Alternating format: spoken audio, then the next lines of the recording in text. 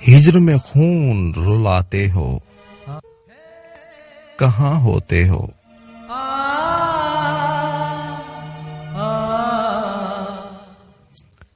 लौट कर क्यों नहीं आते हो, कहाँ होते हो?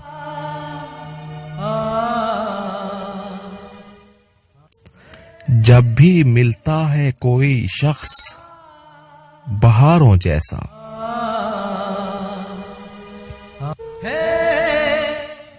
मुझको तुम कैसे भुलाते हो, कहाँ होते हो? याद आती है अकेले में तुम्हारी नींदें,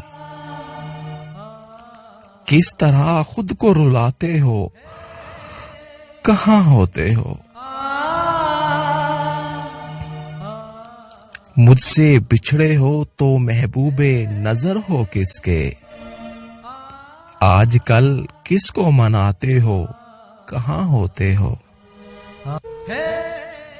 शब की तन्हाई में अक्सर ये ख्याल आता है, अपने दुख किसको सुनाते हो, कहाँ होते हो? सर्द रातों में तुम्हें कैसे भुला सकता हूं, आग सी दिल में लगाते हो, कहाँ होते हो? तुम तो खुशियों की रफाकत के लिए बिछड़े थे, अब अगर अश्क बहाते हो, कहाँ होते हो? शहर के लोग भी वासिक यही करते हैं सवाल,